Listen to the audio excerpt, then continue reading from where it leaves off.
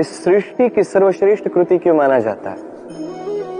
किसी और जीव को क्यों नहीं? केवल इसलिए कि हम आकलन कर सकते हैं, हमारे पास तीक्ष्ण बुद्धि है, नित नए आविष्कार कर सकते हैं, केवल इसलिए?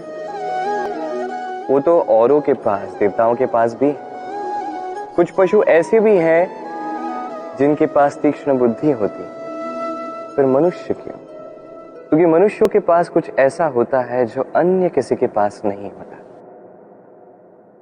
मानवता, मानवता जो सबसे आगे जाना तो चाहती, पर यदि राह में कोई ठोकर खा के गिरा तो उसे संभालना भी जानती। स्मरण रखिए, आपका सबसे बड़ा परिचय आपका नाम, आपकी संपत्ति या आपका धर्म भी नहीं है। आपका सबसे बड़ा परिचय आपकी मानवता। तो समय समय पर इस मानवता का परिचय दिया कीजिए, दूसरे मनुष्यों की सहायता कीजिए, अन्य जीवों की सहायता कीजिए। अपने आप चरना जो है ये पशुओं की प्रवृत्ति है। मनुष्य वो जो दूसरों के लिए मरता है, मनुष्य वो हो जो दूसरों को मरने से बचाता है। इस मानवता को जगाइए और इस जीवन को जीना आरंभ कर दीजिए। मनुष्य सामाजिक प्राणी है। समाज में घूमता है, लोग ढूंढता है, संबंध बनाता है, उन्हें बढ़ाता है, सुख देता है, सुख प्राप्त करता है, अपने दुख को कम करता है। किंतु एक बात समझ नहीं पाता, अपने कौन है और पराये कौन है।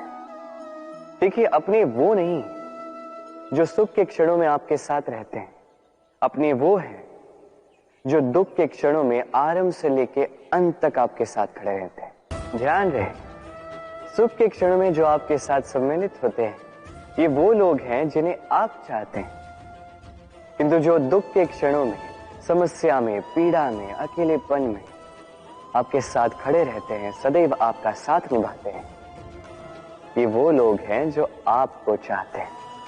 अब किन्हें अपना बनाना है और किन्हें पराया, निर्णय आपका है। क्या है ये सत्य? कोई कहेगा कि जो असत्य नहीं वो सत्य, कोई कहेगा कि वो जिसके आधार पर हम जीवित हैं वो सत्य। किंतु सत्य क्या है? इससे भी अधिक महत्वपूर्ण ये समझना है कि सत्य का उपयोग कैसे किया जाए। यदि आपके पास सत्य है, आप सत्य जानते हैं और आप उसका उपयोग करते हैं, सदुपयोग करते हैं संसार के लिए, तो आप इस समस्त संसार से ऊपर उठ जाते हैं। किंतु यदि आप सत्य जानते हैं और आप उसका दुरुपयोग करते हैं, तो आप समस्त संसार के लिए हानिकारक बन जाते हैं। स्मरण रखिएगा, सत्य जितना कोमल है, अर्ध सत्य उतना ही कठोर। ये अर्ध सत्य समस्त संसार का नाश कर सकता है। इसलिए जीवन में सत्य के विषय में संपूर्ण सत्य जानना सीख जाइएगा, ये अत्यंत आवश्यक है। ये सत्य, इसकी स्वयं ये मांग है कि आप सावधान रहें। कहते हैं जीवन का आधार होता है संबंध, प्रसन्नता का भी, ईश्वर से मिलने का भी। अब इस संबंध का आधार क्या है? सेवा नहीं, समझौता नहीं, अपेक्षा नहीं। इस संबंध का आधार होता है विश्वास। यदि यह विश्वास टूट गया तो समझ लीजिए संबंध रूपी ये भवन, इसकी नींव ही टूट गई। अब जब नींव टूट जाती है तो उस पर किसी भवन का निर्माण कभी हो नहीं पाता, संभव ही नहीं है। इस समस्त संबंध का विश्व विश्वास में वास करता है। यह विश्वास अत्यंत महत्वपूर्ण है। यह विश्वास ही है जो मैं और राधा किसी सांसारिक बंधन में ना बंध के भी एक अत्यंत दिव्य अलौकिक बंधन में बंधे। ये विश्वास ही है जो 11 अक्षौहिणी सेना के समक्ष अर्जुन खड़ा रहा और जीता भी। ये विश्वास अत्यंत महत्वपूर्ण है। तो विश्वास करना सीखे, विश्वास देना सीखे, विश्वास निभाना सीखे। प्रतिज्ञा, छोटा सा शब्द किंतु इसमें शक्ति अत्यंत अधिक होती है। जो व्यक्ति प्रतिज्ञा का पालन करता, उस पर टिका रहता, संसार उसका आदर करता, और जो व्यक्ति ये नहीं कर पाता, वो अपयश का भागी बन जाता है। अब ये हम सभी जानते हैं, परंतु क्या इस प्रतिज्ञा का पालन हर परिस्थिति में, चाहे जो कुछ भी हो जाए, करना उचित है? अर्थात संसार इधर का उधर हो जाए, मैं अपनी प्रतिज्ञा पर अटल रहूंगा, क्या ये उचित है? अब ये हम जानेंगे एक उदाहरण द्वारा।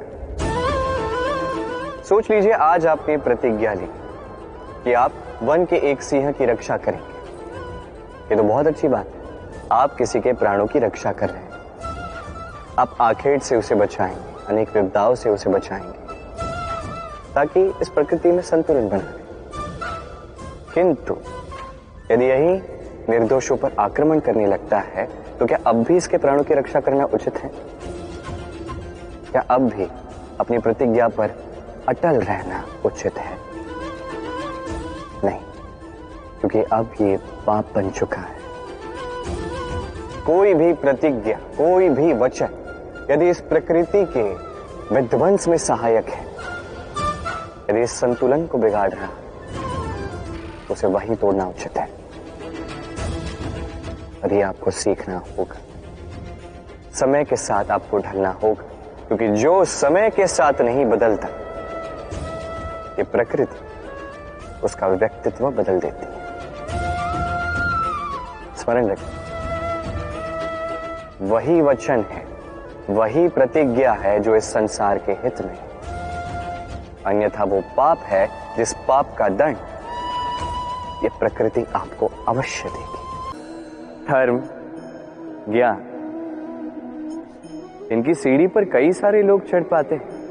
इन परीक्षाओं में कई सारे लोग उत्तीर्ण हो भी जाते हैं, परंतु शिखर पर पहुंचकर शासन वही करता है जिसके पास होता है ये चौथा गुण भी, समर्पण।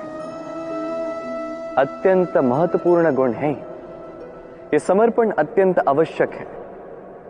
पूर्ण समर्पण अपने लक्ष्य के प्रति, समर्पण अपने कर्तव्य के प्रति, समर्पण अपनी आत्मा से निकले स्वर के प्रति, समर्पण अपने रथी के प्रति, अर्थात मेरे प्रति।